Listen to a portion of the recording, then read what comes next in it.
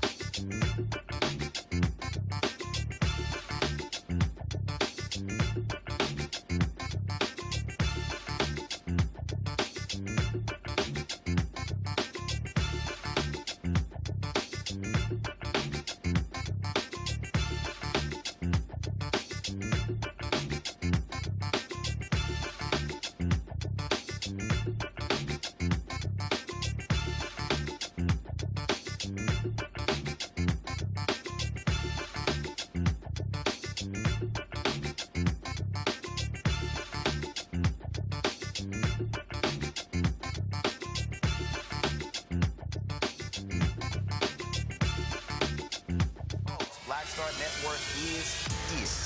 Hold no punches! I'm real revolutionary right now. Support this man, Black Media. He makes sure that our stories are told.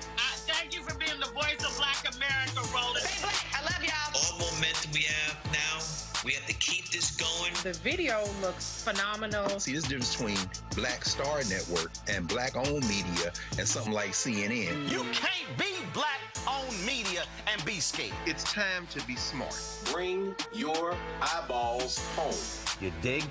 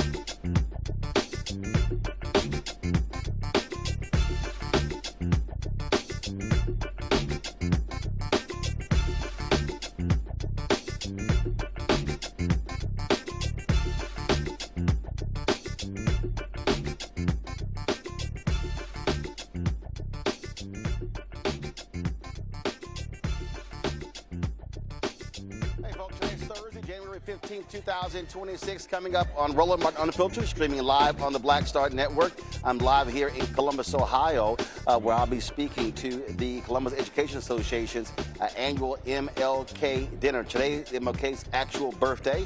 We prepare for the MLK weekend. Lots of events happening all across the country. It is certainly a different type of MLK celebration this year with all of the attacks on African Americans. And so we'll talk about that. Also, Minnesota, they are still on fire. Secretary of Department of Homeland Security, ICE Barbie Kristi Noem, defends ICE as they continue to intimidate residents in that city. Also, speaking of ICE, a recent poll by CNN shows that Americans are frankly afraid of ICE, and we'll show you how ICE is handling a lot of these interactions with the public. Folks, the Global Center for American Progress created the Trump Global Weakness Watch, which shows 80 ways the administration has undermined American power. Also, in our Black Side Network Marketplace segment, Emir Horton's mom told him two things a man needs: a watch and a wallet. We'll talk about his luxury company. Lots to break down. It's time to bring the funk on Roland Martin Unfiltered on the Black Star Network. Let's go. He's got whatever the biz, he's on it. Whatever it is, he's got the scoop, the fact, the find. And when it breaks, he's right on time and it's rolling. Best believe he's knowing. Putting it down from sports to news to politics. With entertainment just for kicks, he's rolling. It's on go, y'all. It's Roland Martin, rolling with Roland now. He's funk, he's fresh, he's real, the best, you know he's Roland Martin now.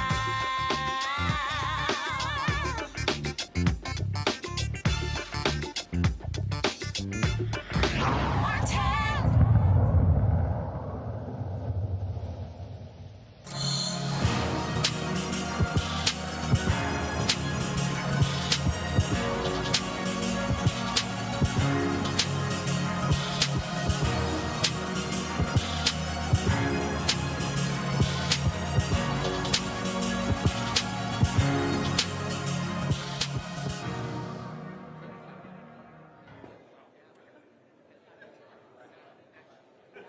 Folks, Roland Martin here in Columbus, Ohio, where they'll be having their MLK celebration with the Columbus Education Association. I'll be giving the keynote speech.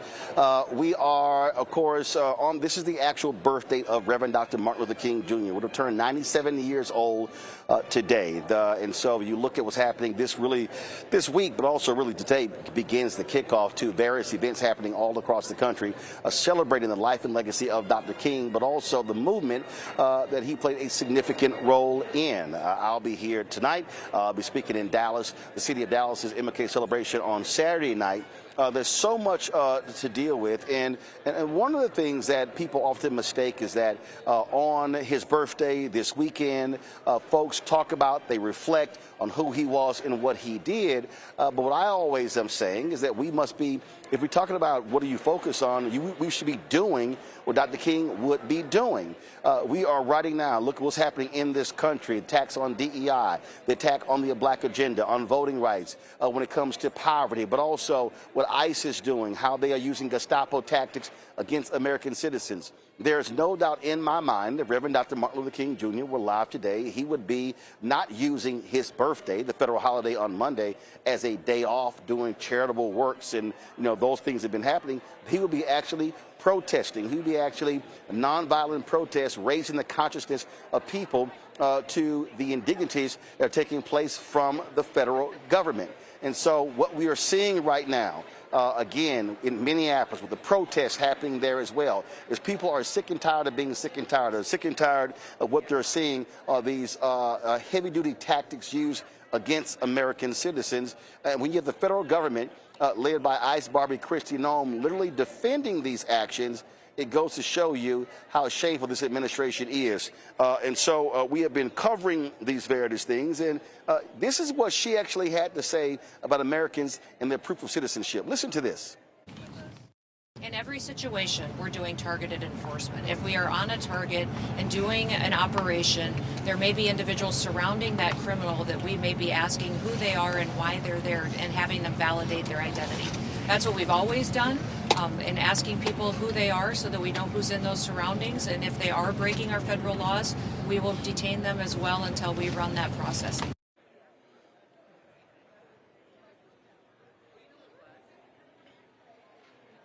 Folks, joining us right now from North Carolina, Durham, North Carolina's immigration attorney, Yesenia Planco. Glad to have you on the show, Ms. Planco. Let's be clear here. What we are witnessing by ICE, what we are witnessing with their actions is beyond shameful. The treatment of American citizens, the people who have their paperwork, they don't care. I saw, before I came on the air, I saw a story where they threw tear gas into the car of an African-American family and the baby stopped breathing. Donald Trump, Kristi Noem, Stephen Miller, they have allowed these people to unleash their level of hate against the American people, also against undocumented workers. Thank you, Mr. Roland, Roland. Thank you so much for having me and giving me this opportunity to speak and for shedding light on this very important issue. First of all, we do not live in a police state. We live in a free country where we have protected rights by our Constitution to walk freely in our streets. There are limits as to identifying ourselves in a vehicle, in a public setting, in a public building. But walking in the street, not only do we have the freedom to walk freely in the street without identifying ourselves, without having to prove our citizenship, we also have the right to protest and the right to assembly, and we have the right to ask authorities to identify themselves. So let's just start there.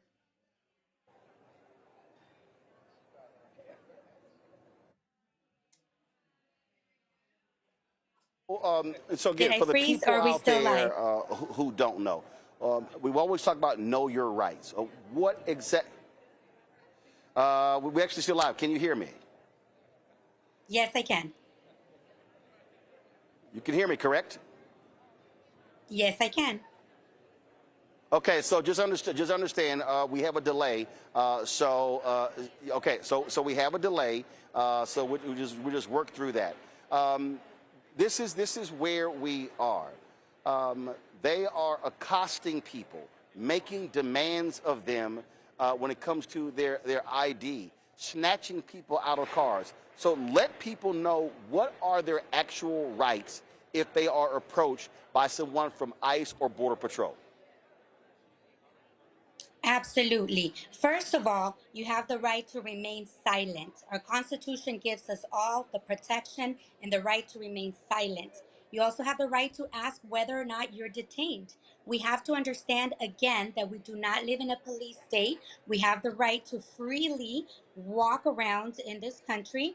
And unless ICE has a judicial warrant, a warrant to detain or stop or arrest an individual, the individual has the freedom to walk away.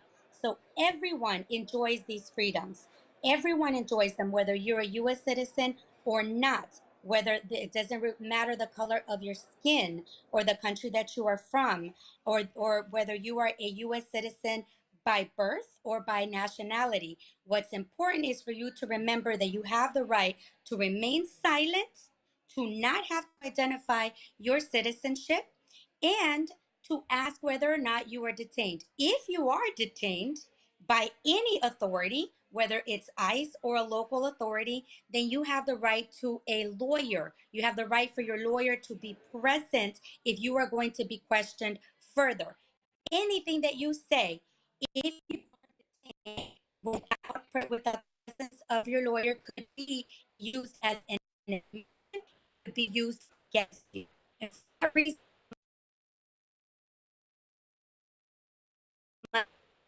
the right to be silent.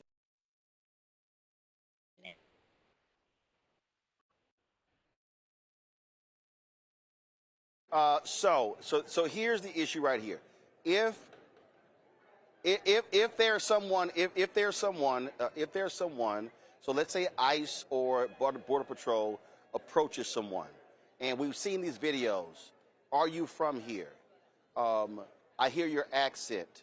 And if that person is a legal resident, what should their response be? Because we are seeing ICE agents and Border Patrol agents literally demand people's IDs or passport on the spot. Can they make those demands? And can they make those demands of people who are here legally? And do we have to hand them our ID and our passport? So glad you asked that question and put it in that immigrant. And we have to make sure that we identify whether the individual is a U.S. citizen, birthright or naturalization, or whether we're talking about someone who is an immigrant who has a green card or temporary protective status. I want all U.S. citizens to know that they do not have to prove their citizenship. U.S. citizens do not have to prove their citizenship. They also don't have to prove their identity unless they are driving and there is reasonable articulate suspicion that they have that gives the officer a reason to stop a vehicle. So we have to maintain that understanding and protect that right. Some non-U.S. citizens, some immigrants do have to show proof of their identity and proof of their status, including proof of their lawful permanent residency status or temporary protective status. Those individuals know who they are. And historically, what we've seen in the last year is that they have been able to show proof of their identity. And a lot of individuals have still been detained, even if they have shown proof of their lawful permanent resident status. So we have to make sure that we distinguish a U.S. citizen versus an immigrant. And depending on their status, they know that they have to show proof of their identity and of their status. And they are showing proof of their identity and their status.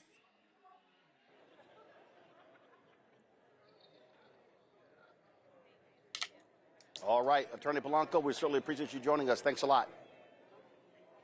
Thank you so much. I'm so glad that you are Folks, shedding I'm light going to go to to a this break. issue. We'll be right back. Roland Martin Unfiltered here on the Black Star Network.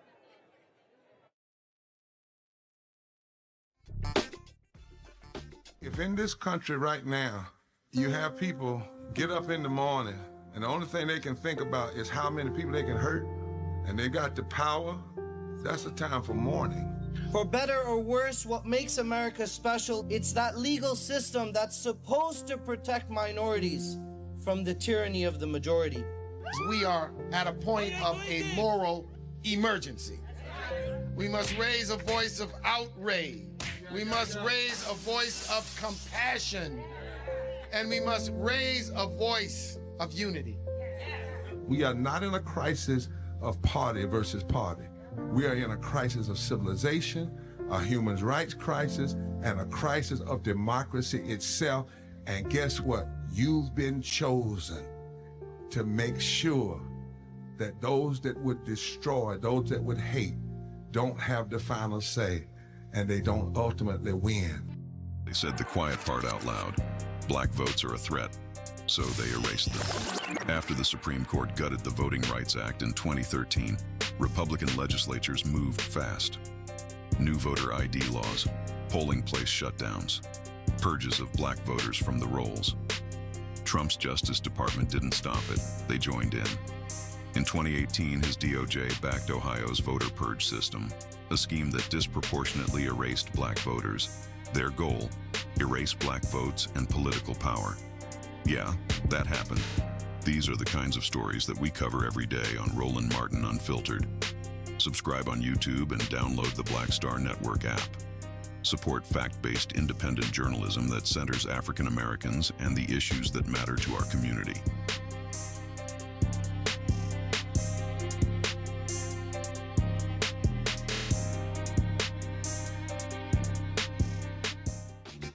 My name is Bill Duke, and you're watching Roland Martin Unfiltered.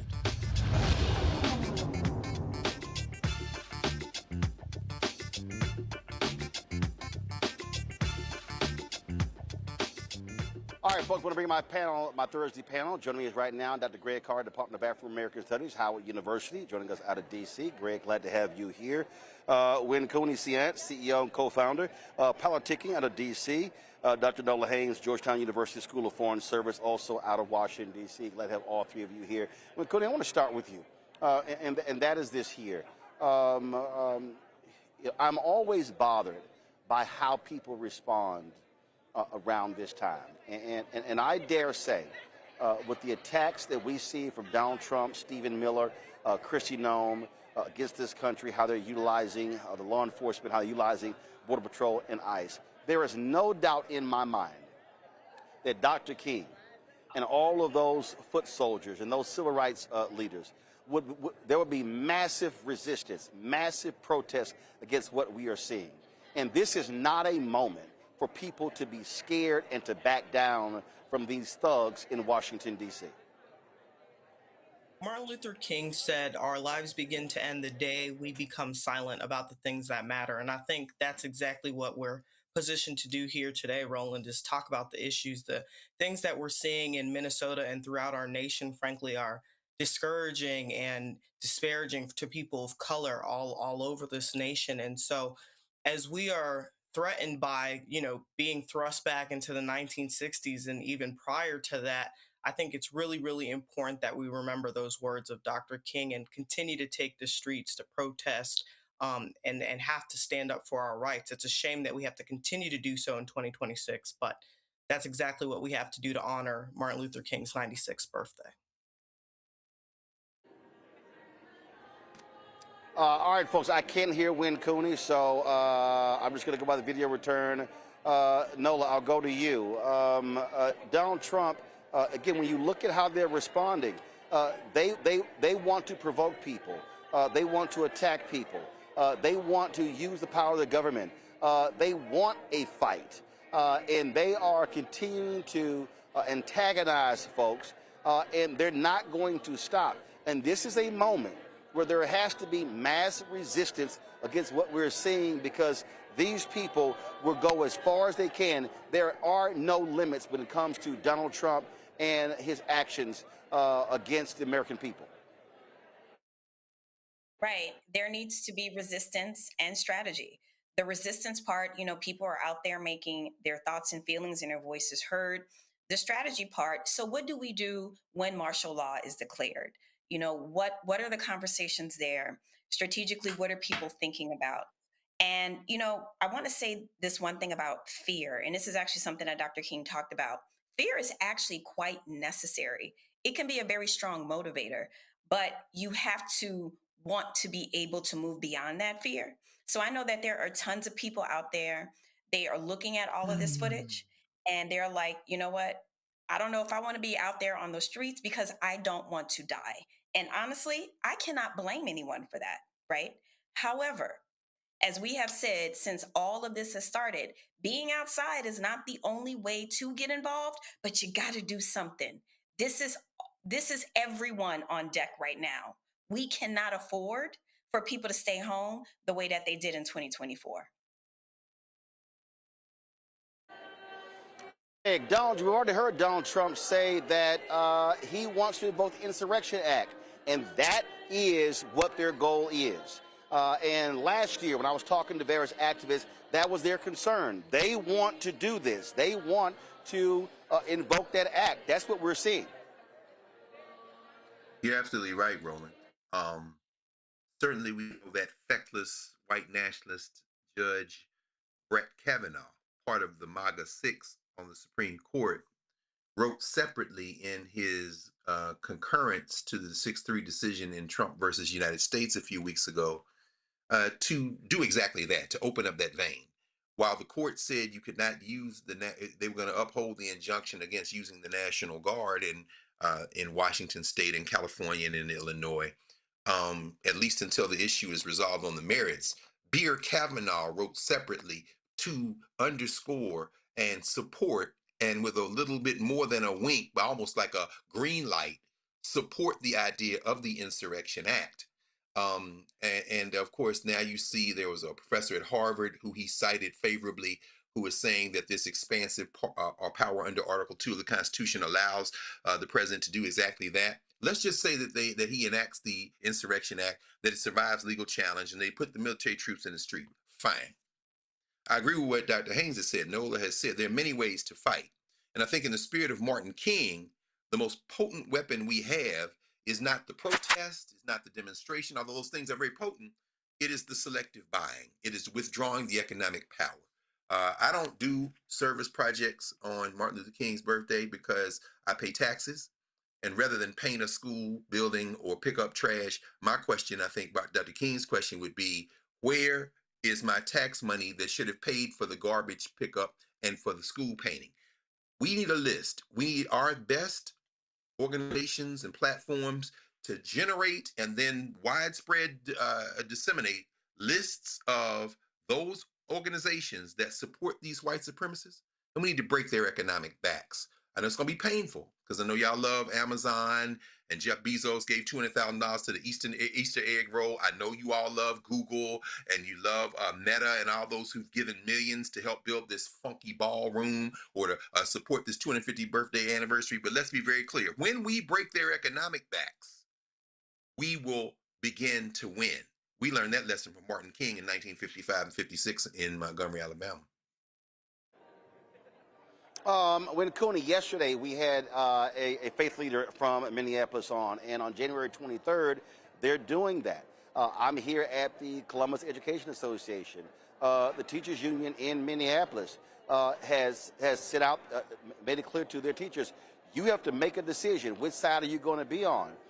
And so this is the thing that people have to understand. The economic withdrawal. What did Dr. King say on April 3rd, 1968? He said, we must redistribute the pain.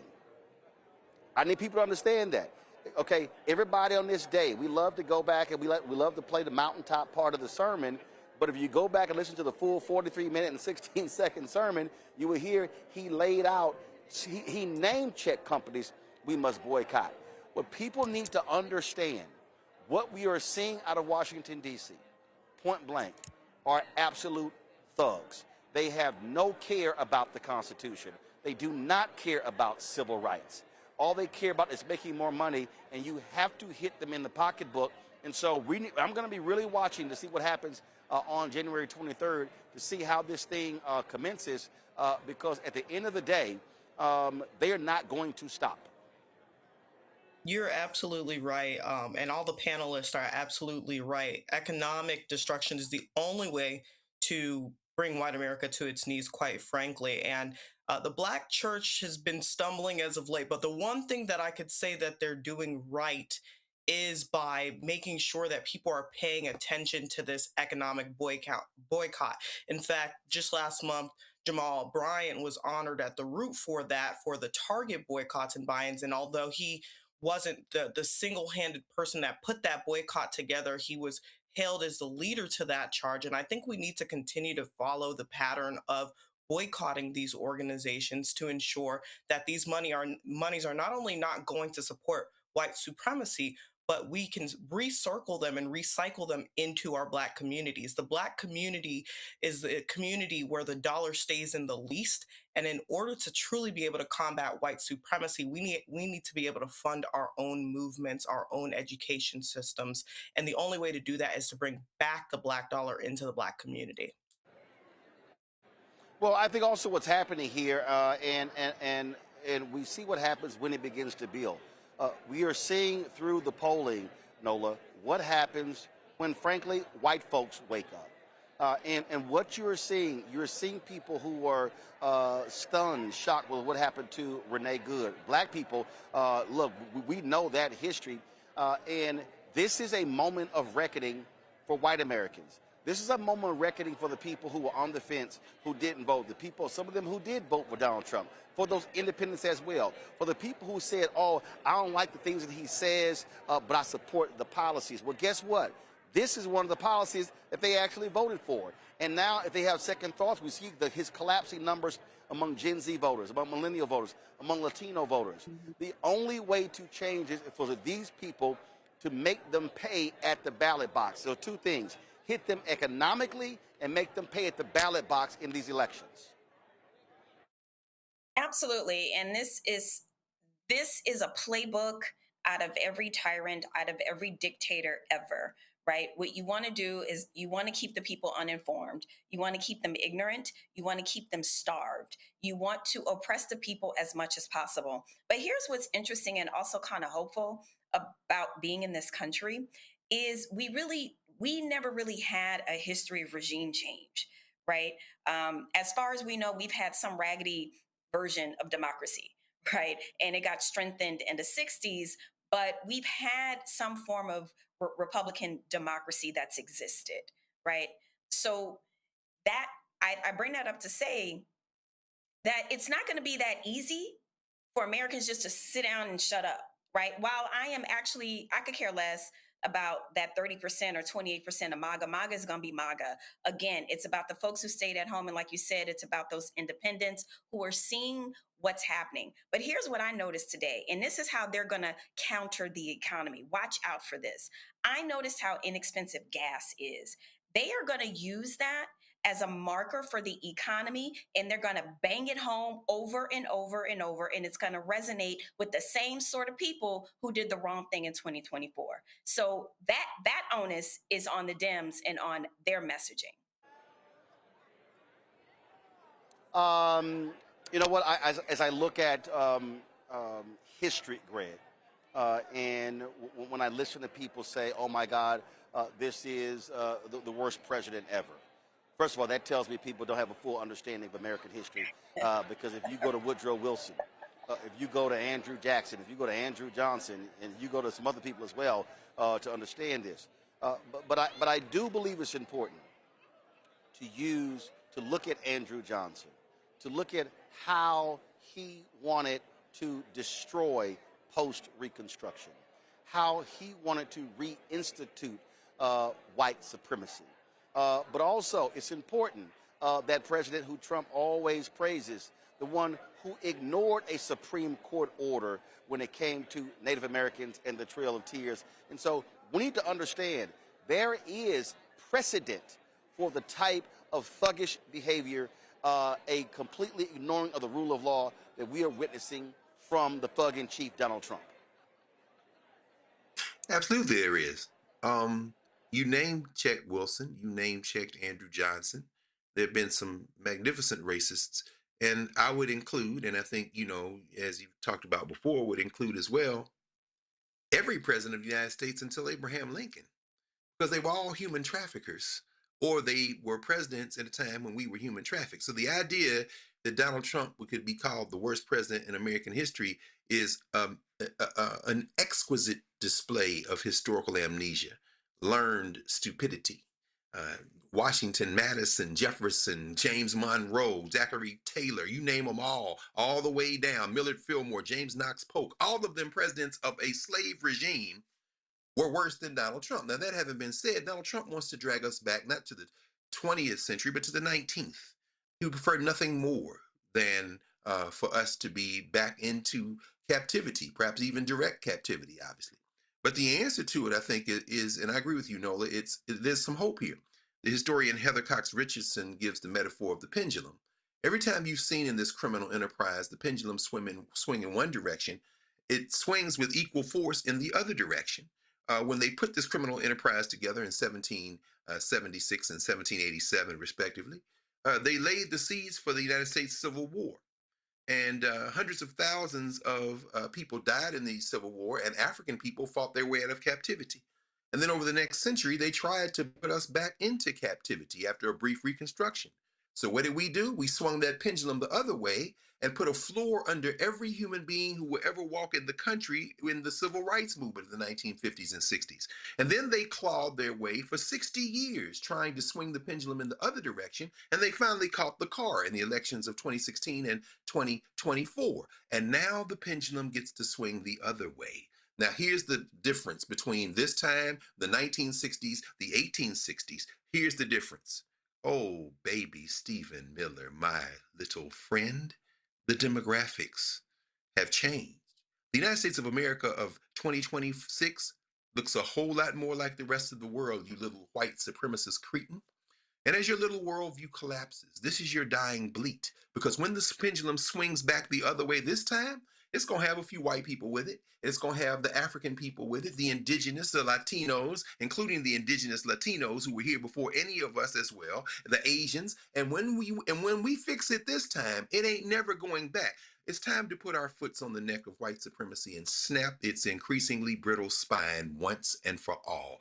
There's where the hope lies. Just know that these pendulums swing, and now it's going to swing back in the other direction, perhaps forever.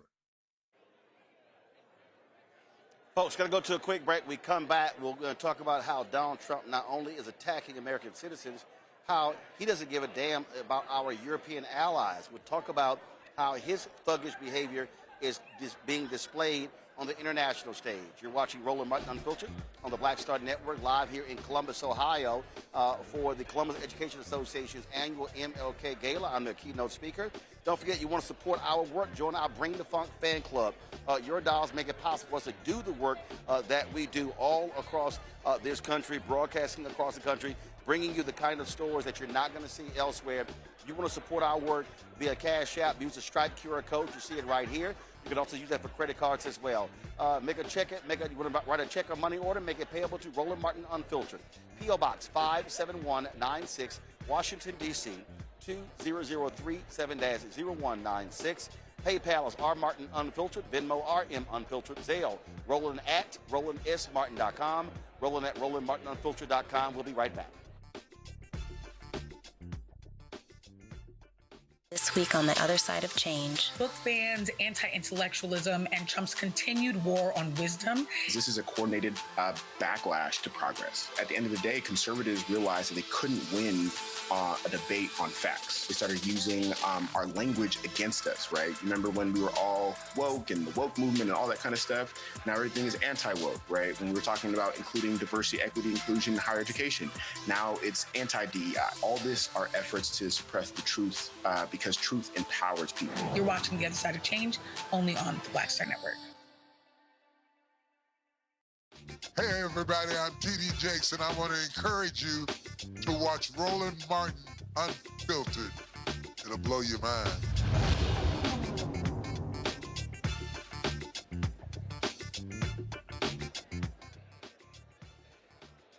Folks, what we are seeing on the international stage also shows you the thuggish behavior of Donald Trump. Going in, kidnapping the president of Venezuela, Maduro. The actions right now threatening to bomb Iran. We've seen the bombing take place in Syria. Now we see him saying that they will do whatever they necessary, even take Greenland by force. That has forced France and other European nations to literally move troops to protect Greenland. He wants to blow up NATO.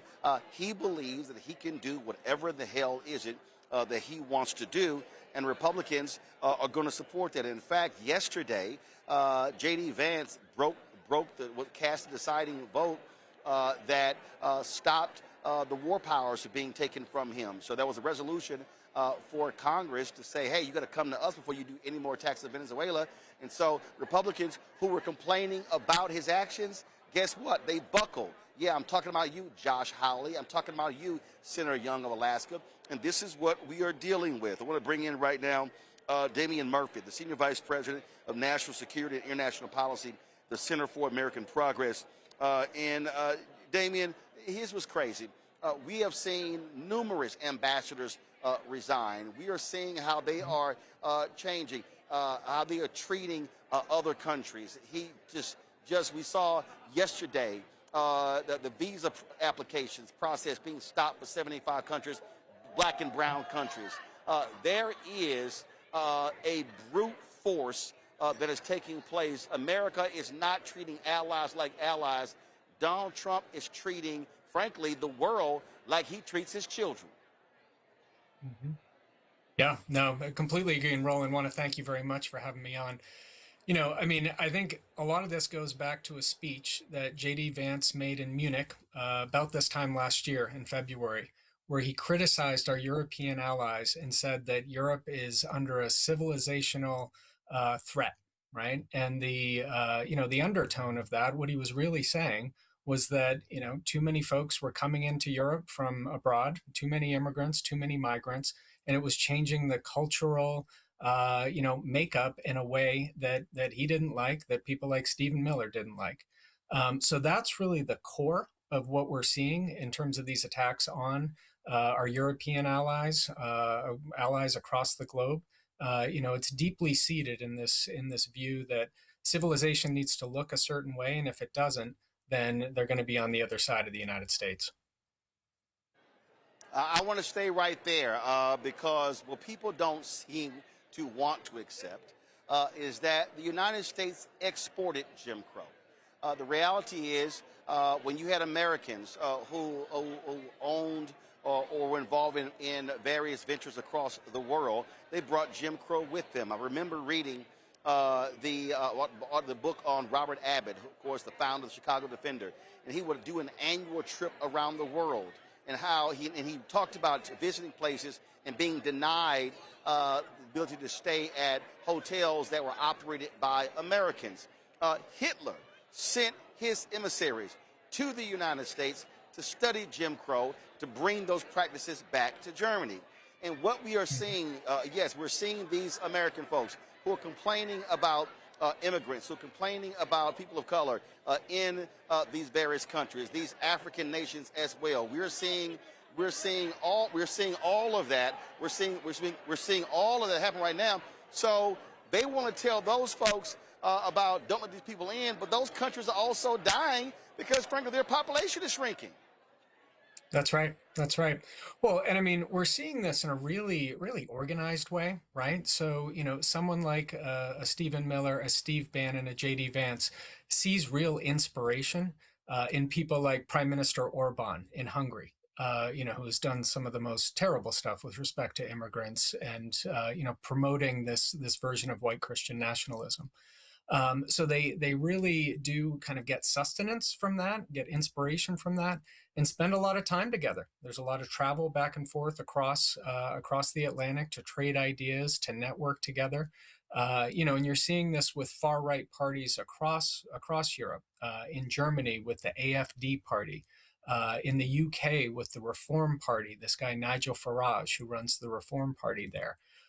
You know, kind of an extreme fringe figure, you know, throughout, you know, these past couple of years. You know, just a couple months ago, got a meeting in the Oval Office with Donald Trump, right? So, you know, just so many examples where, you know, the president himself and the administration have really just spit in the eye of our European allies, those that, you know, have been close with us for so many years and have, you know, fought alongside us in places like Afghanistan and stood by us after September 11th. You know, those governments that are in power right now, you know, Trump is, you know, basically doing what he can to undermine them by empowering the far right movements across Europe.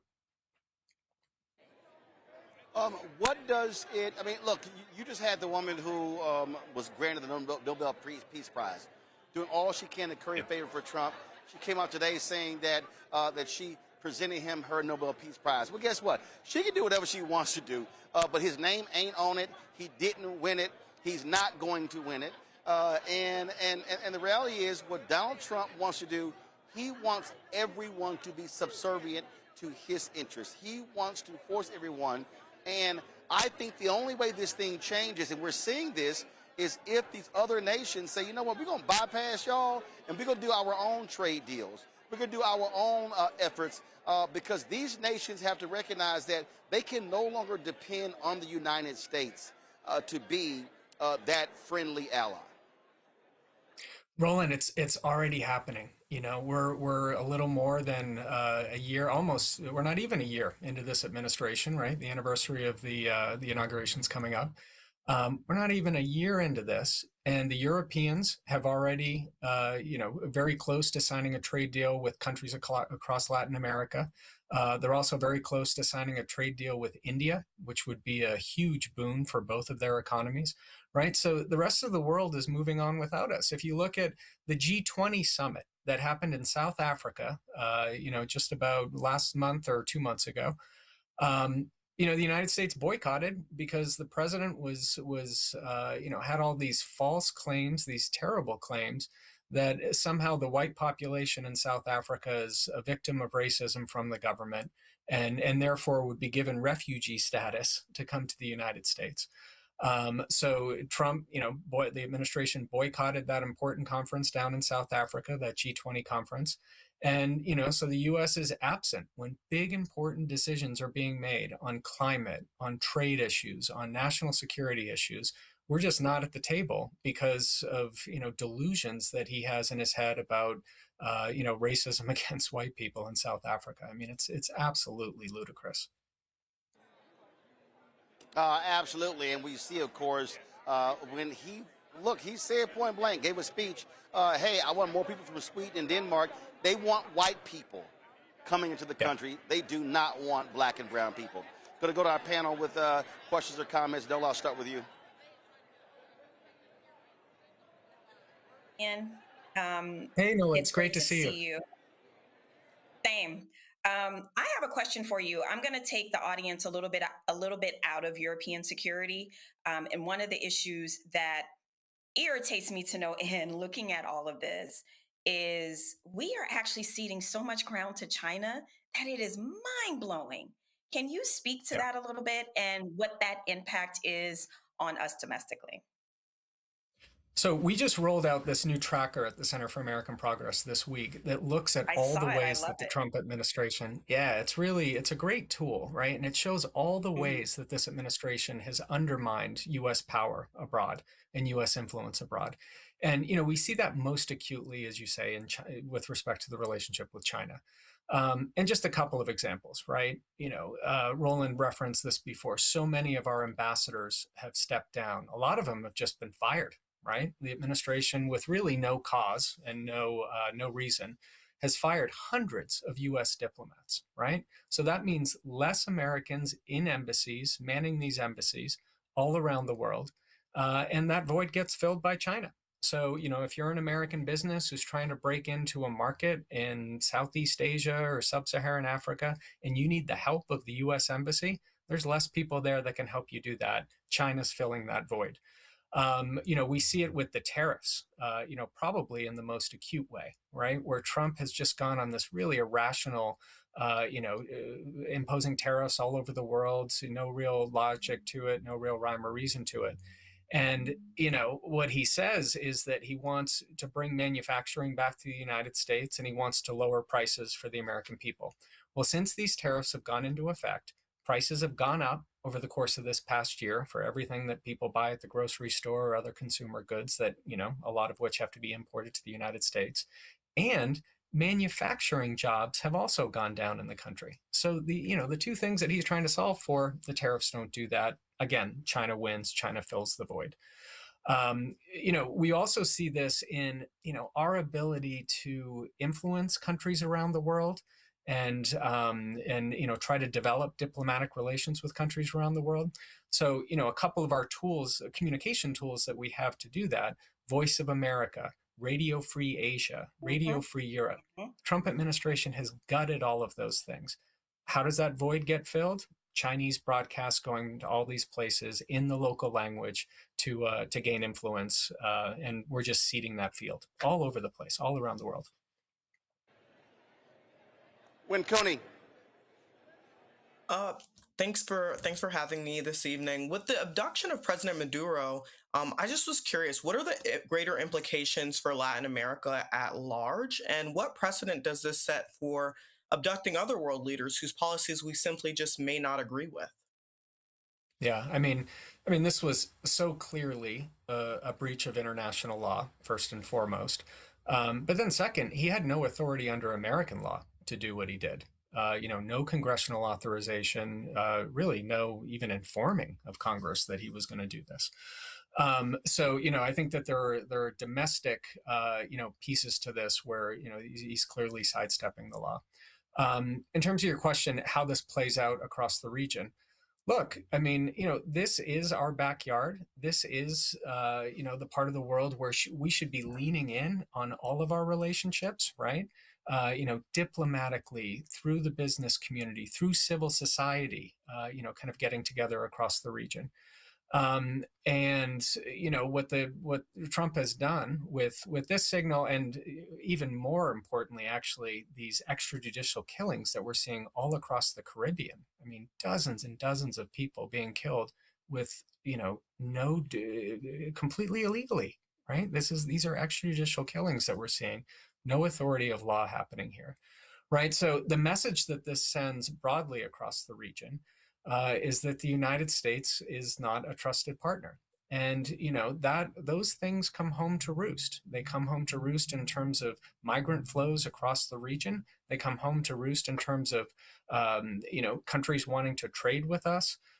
They come home to roost in terms of kids wanting to study here in the United States. For so long, this place was a beacon for students from around the world wanting to come here, learn at our universities.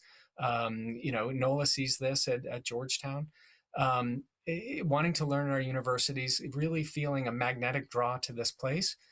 all across the board, universities here in the United States are seeing declined registration by foreign students. And that's because they don't feel as though this is a welcome environment to come to, right? So, when the president takes actions like going after Maduro in the way that he did in an illegal fashion, it sends a message that goes much beyond Venezuela. It goes much beyond, the northern part of South America. It's a message that he's sending around the world. And that's one of the U.S. is a bully, that might makes right, that's how we conduct ourselves around the world now, and that folks just aren't welcome here. Greg Carr. Thank you, Roland, and thank you, Mr. Murphy. I want to pick up right there where you and Nola are talking about, and then coming through, whether it be J.D. Vance in Berlin or Senator Eric Schmidt here in D.C. With an exquisitely white supremacist rant about who belongs in America and who doesn't, which I thought was just pure comedy. Could you say a few words on where you see this going in terms of the potential for ultimately a collapse of this ideology of global white supremacy, which probably got on track 400 or 500 years ago? Are we at an inflection point as the world, I was reading Edward Luce in Financial Times the other day, he had an op-ed, How to De-risk from America, and pursuant to what you said, he's saying, South Korea and Germany and Australia and Poland and Canada, maybe debates now about whether they should go nuclear. He said if Venezuela was nuclear, Nicolas Maduro would be in Caracas and not Brooklyn. The whole concept of the BRICS common currency unit, the whole idea of creating these places to go around the SWIFT process so they can actually deal with this. You talked about the bilateral agreements and Mercosur agreement with the EU. Are we looking at a moment when the inevitable balance of power in the world, whether you look at demographics, whether you look at powers being able to evade the United States, are we looking at that inevitable moment when the ideology of global white supremacy might have reached its breaking point, and maybe we're looking at the beginning of a renegotiated world system? What do you think about that? I mean, we're certainly starting to see indications, like I mentioned before, the Mercosur agreement, other agreements where countries are, starting to hedge their bets. And I think that part of this goes back to, Trump's first term, right? Where, so many of us that, deal in the foreign policy community, deal with, foreign interlocutors, friends from abroad. A lot of the conversation during Trump's first term was this was all just a car crash, right? This was all just a terrible accident. And don't worry, we're going to right ourselves as a country.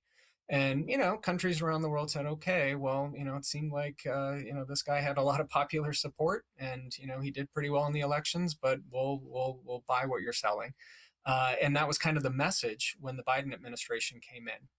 Now, when we've had conversations with those people, it's a, fool me once, shame on me, fool me once, shame on you, fool me twice, shame on me. They're not buying it anymore. And, even if, or when we come back into power, Democrats come back into power, it's going to be a much, much harder conversation with countries around the world, right? I mean, Trump has really changed the face of who we are. And change the character of who we are, I think, in so many pockets around the world. Before working at the Center for American Progress, I worked for a long time in the U.S. Senate. And with senators, we travel abroad and meet with folks around the world. And a consistent message from, senators on our side was, what kind of world do you want to live in? Do you want to live in a world that's, where the rules are set by a Russia or a China, kind of an authoritarian country? Or do you want to live in a world where, the United States is playing a leadership role? And, recognizing all the flaws that we have as a country and all the mistakes that we make, countries more often than not would say, we want to be aligned with the United States. What we've seen with Trump over this past year is that the United States, in terms of how it's conducted foreign policy and domestic policy, see Minnesota and see all the repression that we're seeing across the country, that he's making us more like Russia and more like China. And the world sees that, the numbers for the United States, support for the United States, the polling shows. And that is not a good thing. Are way, way down. No, it's not. It's not good for us. It's not a good thing at all. Damien, we appreciate it. Thank you so very much. Folks, Thanks, we're about to start the program here. Brittany Noble is going to be hosting the second half of the show, but we're going to be live from here when I speak here in Columbus, Ohio. So look forward to that.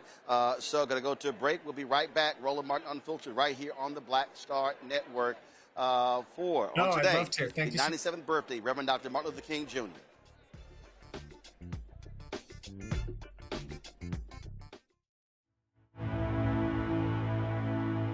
At the end of the Selma to Montgomery March in 1965, Dr. King stood in front of the Alabama State House and told 25,000 Americans that the greatest threat to the greedy oligarchy is when poor blacks and poor whites and others mobilize together and form a voting bloc that can fundamentally shift the economic architecture of our nation.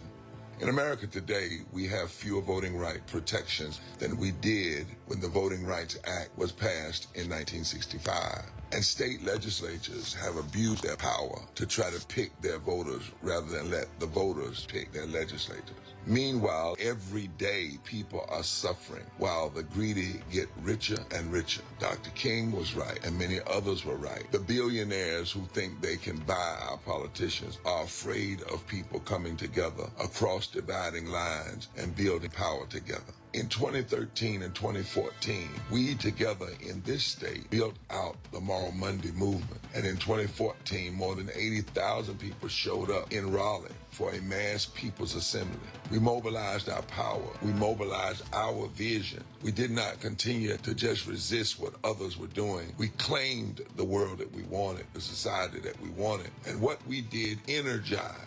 It was not partisan, it was principled. Here we are again now in 2026, and it's time to love forward together and mobilize. This is our Selma moment, and we need everybody, regardless of your race, your creed, your color, your religion, your sexuality, whoever you are. If you love voting rights for all, if you love abolishing poverty and bringing into reality living wage, if you love health care for all, if you love and grace and mercy and do not want to buy into the religious nationalism of hate and meanness and a lack of empathy, if you want to love forward together, welcoming immigrants rather than suffering ICE raids, if you love the environment and want to see it cared for rather than the polluters taking over, if you love fully supported public education, if you want to love, not hate, and to have peace and not war, to stand against unchecked militarization and the militarization of our cities, then it is time to come together and mobilize our power and our passion for justice. Then we now are in a moment where we must move from resistance to loving forward and mobilizing our power. So, from February 11th through the 14th, North Carolinians are going to be walking and marching and caravanning from Wilson to Raleigh. And on Saturday, February 14th, Valentine's Day, we will hold a massive People's Assembly for a moral agenda in Raleigh, North Carolina, saying it is time to love forward together. We are marching from a district that MAGA extremists, because of a call from President Trump, decided to gerrymander the 1st Congressional District, take it away from the people. And we are inviting all defenders of democracy and champions of the common good to meet us in Raleigh on February 14th to reclaim a moral agenda, an agenda for going forward, to pursue the society and the democracy that we want, not only for ourselves, but for our children's children. For somebody's been hurting our people, and it's gone on far too long, and we won't be quiet anymore. We will love forward together.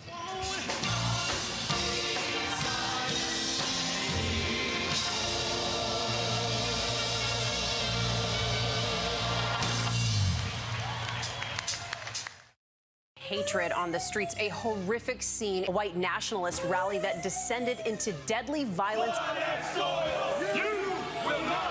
White people are losing their damn minds. As an angry pro-Trump mob storms the U.S. Capitol, we've seen shooting. We're about to see the rise of what I call white minority resistance. We have seen white folks in this country who simply cannot tolerate black folks voting. I think what we're seeing is the inevitable result of violent denial. This is part of American history. Every time that people of color have made progress, whether real or symbolic, there has been what Carol Anderson at Emory University calls white rage as a backlash. This is the rise of the Proud Boys and the Boogaloo Boys. America, there's going to be more of this. Here's all the Proud Boys, guys. This country is getting increasingly racist in its behaviors and its attitudes because of the fear of white people. The fear that they're taking our jobs, they're taking our resources, they're taking our women. This is white fear.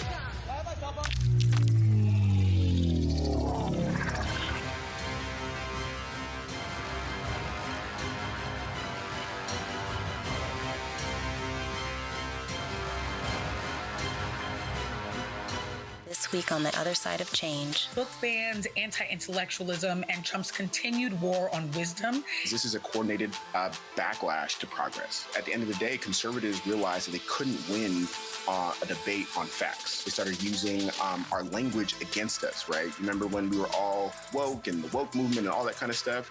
Now everything is anti-woke, right? When we were talking about including diversity, equity, inclusion, and higher education, now it's anti-DEI. All this are efforts to suppress the truth because truth empowers people. You're watching The Other Side of Change, only on the Black Star Network.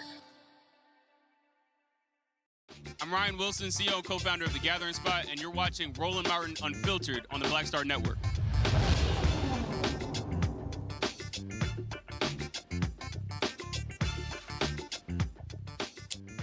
Welcome back, and thank you for staying with us. I'm Brittany Noble, filling in for Roland Martin. Well, the Trump administration is reversing course on firing nearly every employee at America's Peacemaker. It's an agency within the U.S. Department of Justice that started in the 1960s. The agency is tasked with ending racial and ethnic tensions in the U.S. communities. The DOJ disclosed that it had rescinded layoff notices it issued in September to 13 employees of the Community Relations Service as part of a reduction in force. Those job cuts would have eliminated almost all of its employees, a fact civil rights group cited in a lawsuit, arguing the firings were part of an unlawful effort by Trump's administration to dismantle Community Relations Service. Now let's get straight to our panel tonight. We'll start with Nola. What message does this send about how seriously the government takes racial peace? What? I'm sorry, I don't mean to laugh, but this government and race, you know what? I'm worried. I'm worried because one of the things that I've been hearing from friends that are brought back, they kind of go back to nothing to do, or, you know, what they were doing, like their departments and bureaus are completely destroyed. So, you know, it'll be interesting to see what this actually looks like, because I have heard stories to where you wouldn't be celebrating this. What they do is they get you back because legally they have to, or for whatever reason, and then your job is pretty much gone. And so you're sitting there. So they're forcing you out in a different way. But, you know, it'll be interesting to see what happens. But I'm sorry. I'm at 0 F's to give with this administration regarding race and doing what's right. Whatever. We'll see. You almost have to laugh to keep from crying. Greg, what risks do we face if CRS had actually been eliminated? I think there obviously are risks as it relates to just, you know, the bureaucracy, the administration, you know, being able to even have a toehold in a conversation like that. But of course, we know that the Justice Department said that it's going to reinstate the employees as a matter of administrative discretion. And it didn't say that they would be resuming work on community relations service functions. Behind this is it's a particularly nasty little man, a nasty little piece of work named Russell Vogt, who, in addition to being a religious zealot, seems to think that because he has mastered the minutiae of bureaucracy, that he of course subscribes to the whole expansive Article 2 powers of the president, seems to think that even if Congress encumbers funds or votes for and gives funds for administrative functions, that the president of the United States can do whatever the hell he wants. I'm saying that as a backdrop to this. I think what we're faced with now is a crisis that has to be confronted in the federal legislature, in the Congress. Even as we see, I talked to Benny Thompson earlier this morning. It was interviewing Congressman Thompson, who sits, of course, in Homeland Security. And he said he was going into a meeting this morning where they're going to talk about ICE and DHS and in the appropriation bills that are being passed now, whether or not you can chop out money that's being channeled to them. Well, we know Hakeem Jeffries and Chuck Schumer and them haven't had the courage to say you need to defund them. But we also know that even if they were to defund them, that this reckless presidency would simply draw the money from somewhere else and do whatever the hell it wants. I think probably what's going to happen in this specific circumstance is they'll reinstate those folks, and they won't have them working on community relations service functions. And then they're going to go back to court. So we'll have to see what happens. Winkuni, what should we watch for next? I think we really need to pay attention to what Dr. Carr said. I think what's next is seeing if CRS is actually going to be reinstated, but further, what the actual occupation of those in CRS is actually going to be. We know that a bipartisan appropriation package recently moved through Congress to appropriate $20 million to the Community Relations Service. What we don't know is how that money is going to be used. So I think as Americans, we need to be diligent. We need to follow this case diligently and not only be content with them reinstating those jobs, but ensuring that they're back to work doing the type of work that they were doing in 2020 when George Floyd was killed, and making sure that they're able to continue to defend racial rights here in the United States. Well, we will have much more after the break. Stay with us. You're watching Roland Martin Unfiltered here on the Black Star Network. We'll be right back. Next on the Black Table with me, Greg Carr. America is being reshaped in real time by a group of 6 people, unelected and without any checks and balances. By the end of the current Supreme Court session, education, the workplace, who gets to elect our leaders, and so much more could radically change. This week, we reconvene our legal roundtable and look at what the new America may look like and how we should respond. That's next on the Black Table, right here on the Black Star Network. This week on A Balanced Life with Dr. Jackie, we're talking about the ups and the downs of the holidays, the ebb and flow of life, those things that keep us running and gunning. But you know there comes a time in each of our lives where we need to just sit down, sit back, and relax, giving you a chance to really find out who you are and how you're going to move your life forward. How do I learn? How do I grow from this? And that's where, resilience comes. So I'm literally walking this out in real time. It's just giving myself all the grace, all the space, all the permission that I need. We're talking about all of these things this week on A Balanced Life with Dr. Jackie here on Black Star Network. How you doing? I'm Mark Curry, and you're watching the Black Star Network. That's why I got these glasses on, because that black star is bright.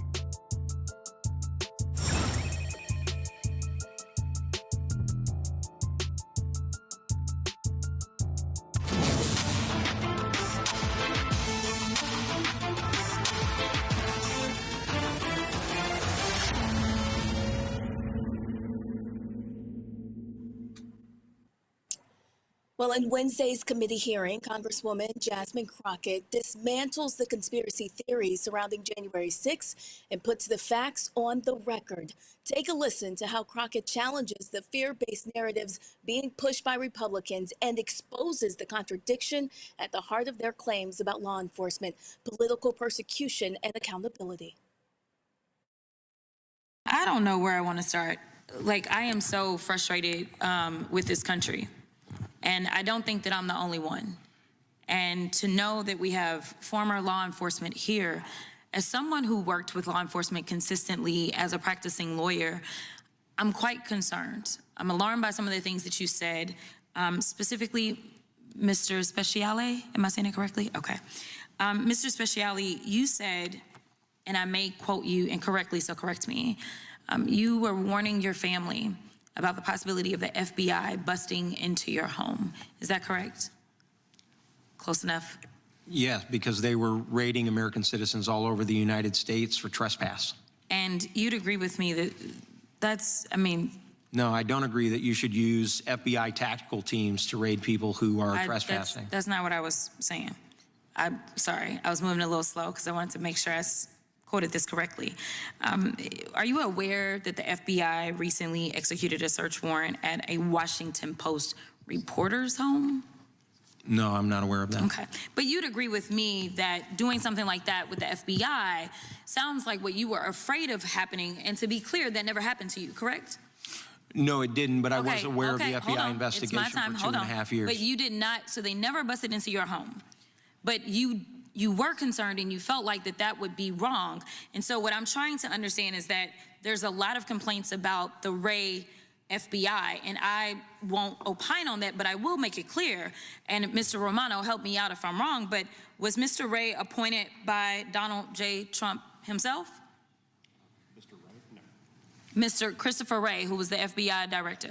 Okay, so he was appointed by Donald Trump, and right now, it's interesting because we sit here and we're talking about domestic terrorism, and every day there are Americans concerned about ICE and what ICE is doing.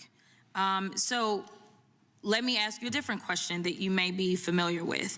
As it relates to the training that the average FBI officer gets before they are admitted as officers, is it longer than 47 days? Yes or no? I don't think that I'm the person that you should be asking that question. I think that the retired Anybody FBI agent should be. Anybody want to answer that who's been in law enforcement? Yes, ma'am. The FBI Academy ranges anywhere from, it changes in length and duration. It can go from 12, 14, 16, it's up to 18, 20 weeks. Okay. Time. Thank you so much. So here it is. We have people, and I know that there have been conversations about political opponents. I believe it may have been you, Mr. Paiota, that you talked about political opponents being prosecuted. Let me ask you, Mr. Romano, though. Are you aware that this DOJ has gone after Jerome Powell, or is going after Jerome Powell? I'm aware of reporting to that effect, yes. Are you aware of this DOJ going after Tish James? Yes. Are you aware of this DOJ going after James Comey? Yes, after the president tweeted that they should. And are you also aware that James Comey is not currently being prosecuted? His case was dismissed. I am. Are you also aware that Tish James' case was dismissed? Yes. Are you also aware that a number of times that they tried to indict Tish James, they were unsuccessful? I am. Now, as a career prosecutor, how many times did you have to try to get people indicted before you could finally secure an indictment? I never had the grand jury reject an indictment that I presented. Oh, okay. All right. Well, it seems like maybe they still need you there because they are struggling. In addition to that, I want to talk because like the conspiracy theories are driving me insane. And maybe it is because I'm used to the law just being the law and practicing and getting into a courtroom, and maybe it's because I've been there. But I am so confused about how they're like, oh, these poor little people, they did nothing wrong, and that's why the president let them all out of prison. Let's talk about the process, okay? Because you can say that an investigation has been flawed, and Lord knows, as a criminal defense attorney, it was my job to make sure that I dug into every single flaw, because I can tell you in almost every single prosecution that I've had to go up against, the only thing I was looking at is how much did you mess up so that I could represent my client well, right? But it didn't mean that I would get them off. So I'm trying to figure out, did these people, over 1,000 people, get convicted of something that they did in a criminal way on January 6th, yes or no? Yes. Okay, so then you come back, and they were convicted by what, a jury, some of them? Mostly juries, some judges. And some people actually did what we call a plea bargain, correct? Correct. Meaning that they walked in and they said, I am guilty, correct? Yes. Okay, so the final point that I'll make, because I know I'm running out of time, is there was some stuff about white supremacists and the concerns about people being alleged to be white supremacists. Some of the people that got convicted were neo-Nazis. Have they been clarified as white supremacists or not? Yes. Some of the people were Proud Boys. Have they been declared as white supremacists or not? I believe so. Okay, and then the Confederate flag, has that sometimes been associated with white supremacist groups? I would certainly say it was during the Civil War and since. Okay, and then there's this sign, I'm not gonna do it, but it looks like the OK sign with the hand gesture. Has that been associated with white supremacy? Yes. Okay, and as one of the prosecutors that prosecuted some of these cases, did you not have defendants that you felt like may have been white supremacists based on the investigations? Yes, in some cases we had evidence explicitly of it. Thank you so much. I'll yield. Greg, we will start with you. What are your thoughts about what the Congresswoman just said? Well, Congresswoman Crockett, with her characteristic laser-like precision, was able to, again, just show the contradictions. But I have to say that the white nationalists in MAGA and the white nationalists who support them and love them don't care about fact, don't care about logic. They have one goal and one goal only, and that is to advance their ideology. That's why listening to Damian Murphy talk is very important to stress that J.D. Vance, a nasty little white supremacist, speaking in Germany to his blood ideological kin, Steve Bannon doing the same thing, Eric Schmidt, a nasty piece of work, senator out of Missouri with an open white supremacist bleat right here in Washington, D.C. at this conservative conference. They are all trained on one thing and one thing only: the advancement of their narrow view of humanity wrapped in the white race. So Jasmine Crockett can expose, and not only Congresswoman Crockett, but anyone can expose all of this as many times as they want. That really doesn't matter. What does matter is how these congresspeople, how these representatives, and how these senators vote on the appropriation bills this month. A federal shutdown is unlikely. Of the dozen bills that collectively form the funding of the federal government through the appropriation bills, 3/4 of them are already past the vote. But the one bill that we need to focus on right now is the bill that's going to fund the Department of Homeland Security and ICE. And no number of gotcha moments in hearings is going to stack up to enough to replace enough votes to stop these white nationalists dead in their tracks.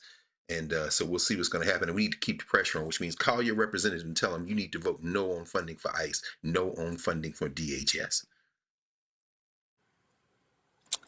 Nola, I want to move on to you. And I got to ask, what would the response be like to January 6th if the rioters had been Black? They'd be dead. Period. We wouldn't be having a conversation. We definitely still wouldn't be holding hearings. I was at the hearings last Tuesday, the 1-6 hearings, and they were heavy.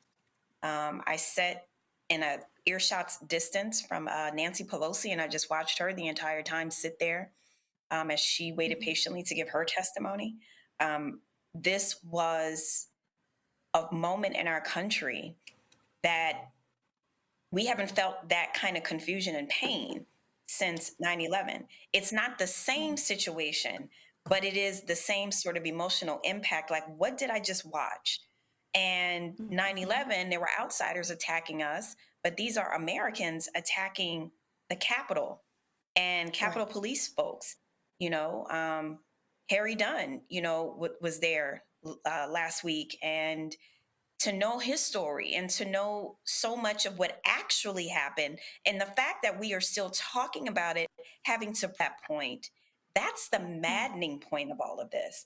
And what I love about Crockett's precision, and what I would love to see going forward, because where I'm at with all of this is we have to offer the people something beyond all the foolishness and the mishigas that the Trump administration is doing. We are so busy with rapid response.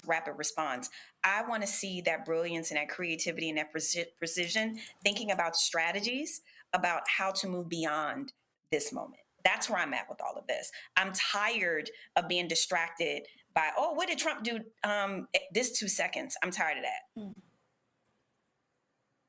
And Wakuni, why is it critical for Black lawmakers to be vocal in correcting the historical record around this? I mean, I think we have to continue to be vocal about correcting all of the misinterpretations in this country.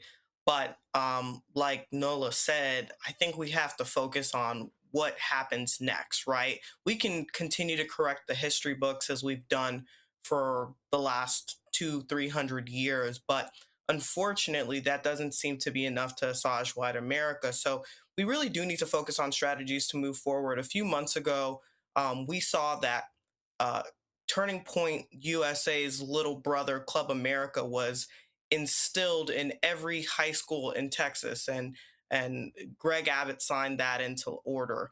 This is coming out of Jasmine Crockett's state of Texas. And that was scary to me because what that says is there's a pipeline directly from high school, Club America, to Turning Point USA. What does Black America, what do people of color in this country have as a breeding grounds for us to create movement forward in this country? The scariest part about white supremacy is that it's so well organized, it's so well orchestrated, it's corporate.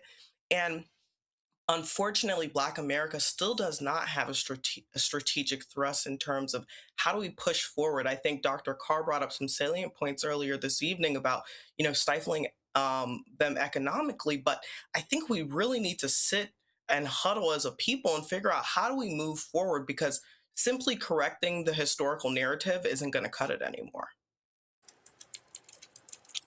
Well, we have much more for you on the other side of the break. Roland Martin Unfiltered will be right back here on the Black Star Network.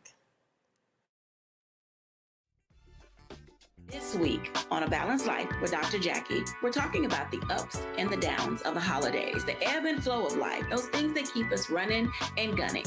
But there comes a time in each of our lives where we need to just sit down, sit back, and relax, giving you a chance to really find out who you are and how you're going to move your life forward. How do I learn? How do I grow from this? And that's where, resilience comes. So I'm literally walking this out in real time. It's just giving myself all the grace, all the space, all the permission that I need. We're talking about all of these things this week on A Balanced Life with Dr. Jackie here on Black Star Network. This week on the other side of change. Book bans, anti-intellectualism, and Trump's continued war on wisdom. This is a coordinated backlash to progress. At the end of the day, conservatives realized that they couldn't win a debate on facts. They started using our language against us, right? You remember when we were all woke and the woke movement and all that kind of stuff? Now everything is anti-woke, right? When we were talking about including diversity, equity, inclusion, and higher education, now it's anti-DEI. All this are efforts to suppress the truth because truth empowers people. You're watching The Other Side of Change, only on the Black Star Network. What's up? It's Talib Kweli. I'm CEO. This is the Black Star Network.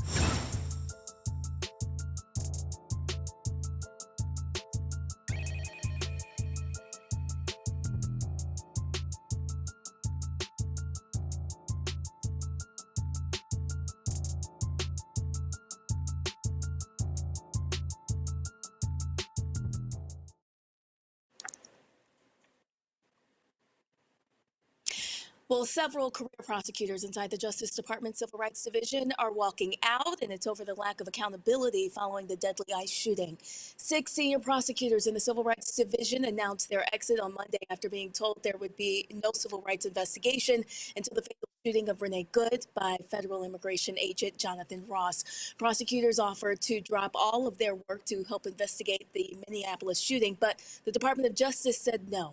The story is now flipped. The officer who killed Good is being treated like a victim instead of the criminal that he is, and it's forcing the civil rights lawyers to throw in the towel.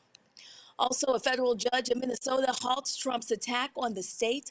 On Wednesday, U.S. District Judge Laura Provenzino blocked the Trump administration from withholding $80 million in funds from Minnesota's food stamp program. Now, the court order prevents the United States Department of Agriculture from placing the funds on hold pending the lawsuit. Minnesota officials say the funding freeze was political retaliation against Democratic leaders. Let's bring in our panel again to discuss some of these news headlines. Winkuni, we'll begin with you. What stands out to you about these stories? What stands out to me is that there's no sense of normalcy in this country. Unfortunately, I think we have been living in the twilight zone for quite some time, certainly since President Trump has been inaugurated. And between the DOJ max exodus and what's going on in Minnesota, I think it's clear that we're in a state of peril here in the United States. And we really, quite frankly, have no business in interfering in other people's countries while our country is in a state of ruin. Greg, what are your thoughts? Yeah, I agree. I agree wholeheartedly. You know, this with the 6 that have resigned in Minnesota, of course, the big name there, Joseph Thompson, second in command in the office, who was leading this large-scale fraud inquiry that began in the Biden administration. This hollowing out of justice now, we're talking about, heard numbers discussed that have pushed over 3,000 total resignations or firings since Bozo and his crew came back in last January. Pam Bondi is indefensible. She's a joke as a lawyer, a joke as an administrator. And I think that, again, just going back to what Damian Murphy was talking about, the United States of America is unilaterally abandoning any notion of being the leader in terms of the modern world system. And I don't think that's necessarily a bad thing. I don't have a dog in that fight. Bozo and his crew, about half his cabinet is going to Davos next week. I don't think they're going there because they think they're in a strong position. I think they're going there because I think they realize that their position is very precarious. Now, finally, the challenge we have, I think, as Black people, is exactly what we just heard. We need to caucus. We need to get together. We can't get everybody together, but we need to increasingly cluster together and try to figure out how we are going to weather this storm, because the United States of America, in this domestic unilateral disarmament and in this international adventurism that's going to force the other countries of the world to finally grapple with a post-American world order, means that the African in America is going to have to make some very difficult choices. First and foremost, are we going to go down with these white boys? Are we going to go down with the United States of America? Or are we going to try to figure out how to negotiate something very different in a post-American landscape? Nola, I'm interested. What are your thoughts right now? Well, I'm thinking about people who ask questions about, well, why did they leave? Why don't they stay and fight? And this kind of goes to my earlier point about when the administration first started getting rid of people ad hoc and then bringing people back because, you know, people actually are needed to do the work, in as much as they get hard-ons about AI. We're not quite there yet, right? So, you know, people had to go back to work, but what work? And so they're making working in these spaces so uncomfortable. And you have to ask yourself, at some point, do I still believe in this mission? Is this who I want to represent, you know, in terms of what I stood by and what I watched happen, right? So to the folks that are questioning why people protest in different ways by leaving these roles, you have to understand the conditions that folks are working in.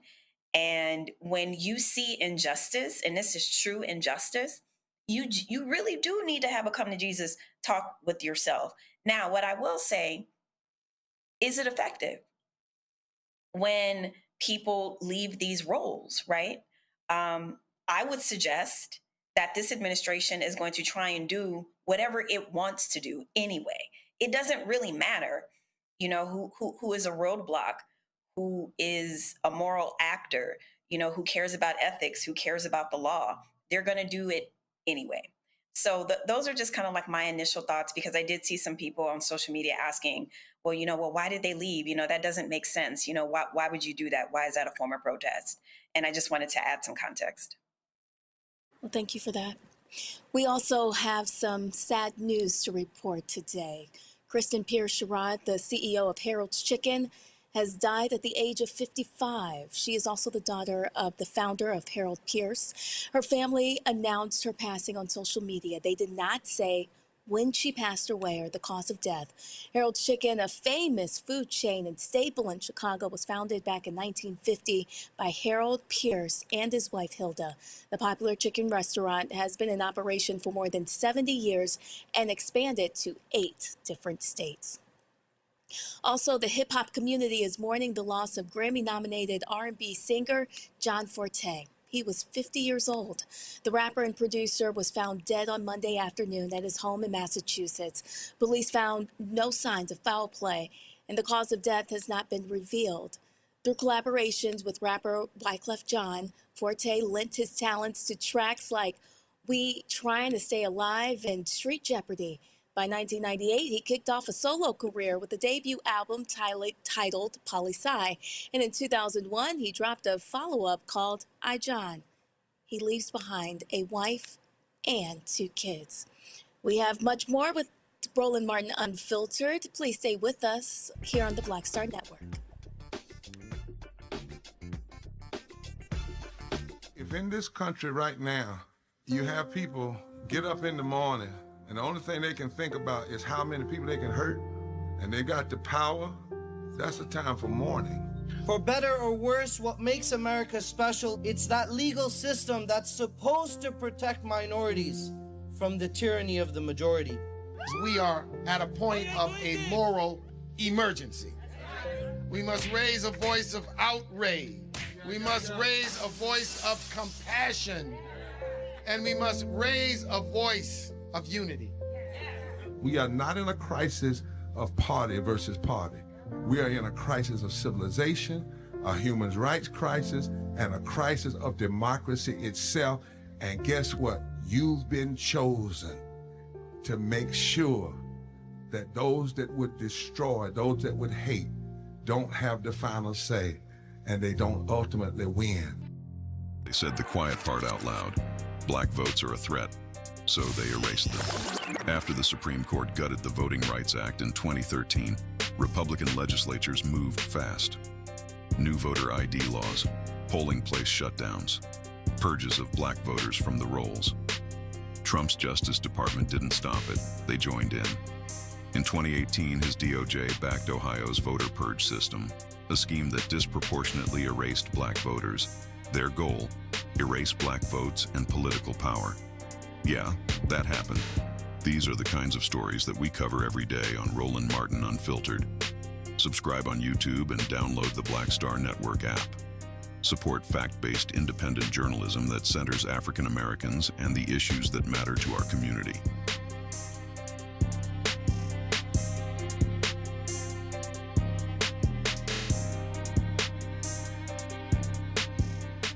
On a next, A Balanced Life with me, Dr. Jackie, a relationship that we have to have.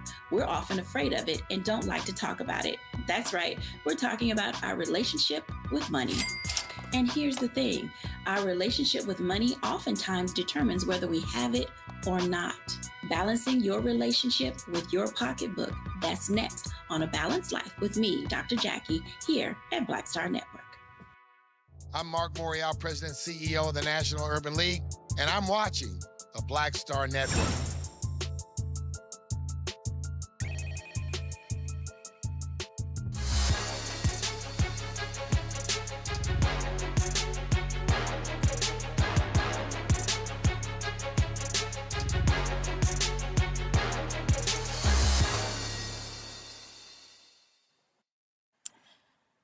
Well, growing up, Amir Horton's mother told him a man should always have 2 things, a wallet and a watch. Well, these days, he's filling his wallet with the sales from his luxury watches. Eartha by Amir. Amir joins us from Atlanta to talk about his beautiful timepieces. Thank you so much for joining us. Thank you for having me. It's such an honor. Thank you so much. Well, tell us, as I understand, you are the youngest Black founder and CEO of Luxury Watches. Tell us more about how you got started.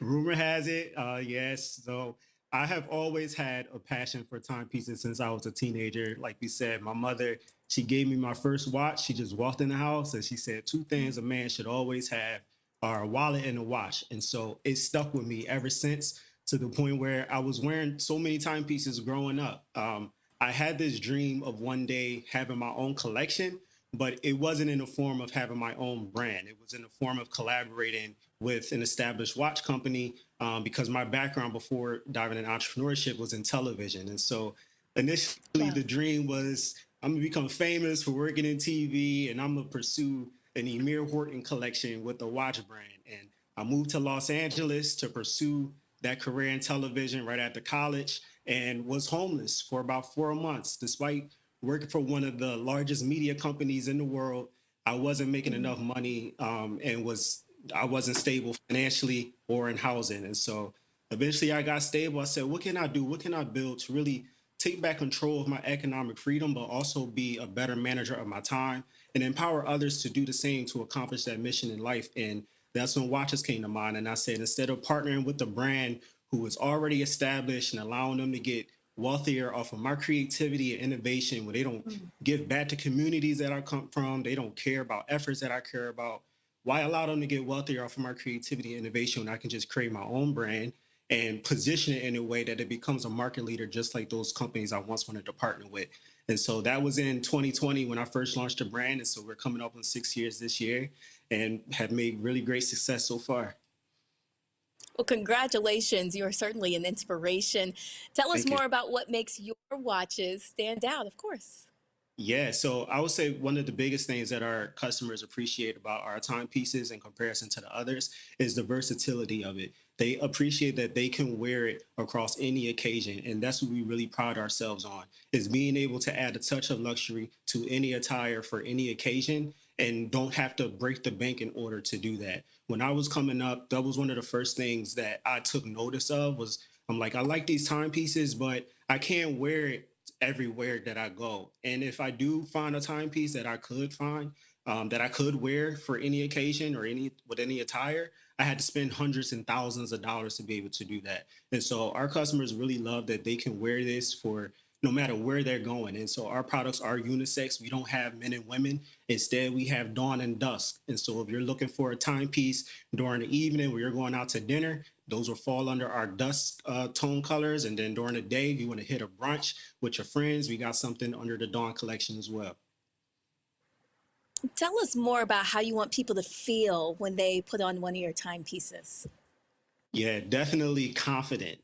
You're going to feel confident. I know for me, every time I put on a piece, I feel confident. I feel empowered that I can demand a room without having to say anything. And that's what our products do. They're very bold, they're minimum, they're distinctive, and they will speak before you say a word in the room, and they will start conversations for you. And so when you walk into a room where you're wearing an Eartha watch, that's what I want you to feel, is that I can own this room. I am in control of my mission. I am in control of my time, and I'm here to take business. I love that. Let's bring in our panel. Greg, we'll start with you. Any questions for Amir? Thank you. Thank you so much. Thank you, Brittany. I appreciate you. And brother Amir, Philly stand up, brother. Yes, You sir. repping Philly well, man. You definitely got to do that. Man, I was looking at your website. I like that Vision Collective collection, particularly that kind of aqua joint. I'm like, I'm going to have to scoop that. Guys, just a quick question. You seem to have a real deep command of timepieces. There's a signature style it looks like many of your timepieces have with that little pie wedge on the left-hand side, I guess left facing us. Could you explain, how you developed that watch face design? And then maybe if you have maybe a moment to walk us through one of the 5 pillars that I saw on your website, this whole question of social justice, this whole question of how you want your company to really have a dimension that is always giving back to the people. And appreciate you, brother. Yeah, most certainly. So we are working with our manufacturer. They have been in this industry for over 100+ years. And one of the things that I told them, like, yes, this space is very, is becoming oversaturated with new markets overseas, like in China and India. It's becoming more easy to create a watch. And so one of my things that I do, like internally, I have a very strategic creative map that I go through when I am designing a new product. With our Vision collection, I actually was in a very dark space, just in entrepreneurship, because we were sold out of inventory, and it was more money going out, and it wasn't coming in because we were sold out.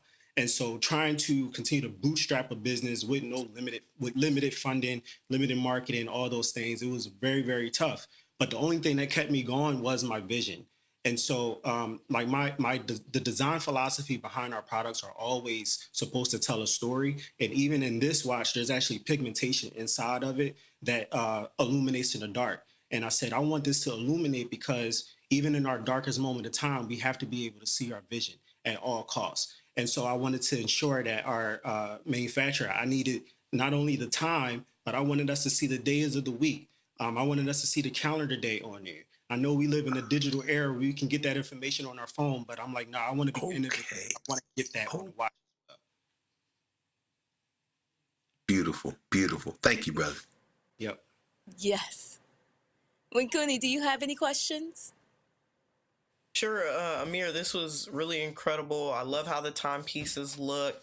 I love that it's named after your grandmother. I think that's really, really impactful. A question, as you know, a lot of the times we don't connect as often as we should with our international brothers and sisters. Do you guys ship internationally, and what has been your imprint maybe on the continent and beyond that? Yeah, I am exploring it. One of my goals for the brand is to get ethically sourced gold, and ideally, I would love to get that from the continent. So I have been working with our manufacturer for about a year, some change, to see how can we make that happen. Of course, we have people always asking, can they be brand ambassadors in Ghana? So I have never been over there. That is my goal, to go over there and actually be able to meet with people. But we do sell internationally. We have customers in Canada. I've been on the cover of magazines in Canada, also in the UK. So we have some customers over there as well. And so my vision for this brand, the name Earth is literally in the name of the company. I'm thinking global. That's where I want to go. Love it. Thank you. Thank you. And Nola. Oh my goodness. So I have compliments and then I have a question. So first and foremost, that time spent in Hollywood, it is definitely working for you in the way that you are able to bring your own story into the way you talk about your watches. And I think that's so powerful, and you do it effortlessly. So your time in Hollywood, you definitely picked up a few things because your storytelling's on point, brother. Like for real, for real. So that's one thing. And then secondly, I just want to say kudos to you because I'm one of these women. I like a very elegant man. You don't have to have all the bells and whistles. I don't like that. My grandfather and my father, they wore elegant watches, and the watch was like the centerpiece for them. So that kind of brings back that nostalgia for me. Women who tend to like more of an elegant styled man. So those compliments, I just wanted to get out of the way. Part of your storytelling, you're talking about ethics, you're talking about social justice, you're talking about community. Now, we are seeing in real time when, we're seeing with Uncle Nearest, we're seeing with the Black makeup artist, Pat McGrath.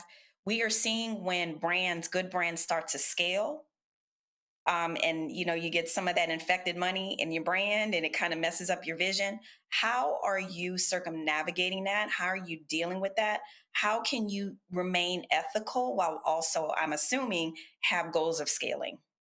That's a really great question, and something I have been thinking about quite a lot, because my thing is I'm trying to position the brand in a way that it can rely on me not being absent. And so in order to do that, in order to build a billion-dollar brand, multi-million-dollar brand, oftentimes that comes with taking up capital and investment. And I know that, trying to release full control, but in a way that does not affect the integrity of what I am building, I'm still trying to figure that out. I know Dr. Grant asked earlier today about like the social piece, the social aspect of my company. Something that I take pride in and really, really passionate about is being there for young Black men, especially young Black men in Philadelphia. And so like last year, we became, from what I was told at least, the first Black watch company in Atlanta to partner with Men's Warehouse to take under-resourced teenage Black boys on their senior prom, where we provided them with the suits, we provided them with the haircuts, everything that they need, as well as a luxury timepiece, many of which was the first luxury item that they have ever owned, ever in life. Never even thought they could have a luxury watch. And so when I think about those things and how I want to show up for my community, and having to take investment, which oftentimes comes with losing control, we're still trying to navigate what that looks like for the brand in long term, honestly. Amir, before we let you go, can you tell us a little bit more about the connection with your grandmother and where the name of the company came from? Yeah, so Eartha, my grandma, her and my pop, they actually watching right now. They are huge fans of Roland Martin. They be on their TV. Turn to Roland Martin Unfiltered every day. So they watching right now. But my grandmother, she's my go-to person. You know, she's the matriarch in our family. She's the person who everyone goes to. She's a God-fearing, praying grandmom too. And she's literally my best friend. And so when I was thinking about what I wanted to name this company, I was like, I wanted to represent strength. I wanted to represent legacy. And Eartha was the first name that came to my mind. Wow. Well, I know that they are watching you right now, and I know that they are so proud. So we thank them for their support, and we thank you for sharing a little bit about your story, and we'll have to support you. Thank you, guys. Shop Black Star Network, Shop Eartha. I appreciate you guys so much. Absolutely. Thank you so much for joining us. And thank you, everyone at home, for watching Roland Martin Unfiltered tonight. Roland Martin will be back again tomorrow at the same time. Appreciate you. Have a wonderful night. We'll see you soon.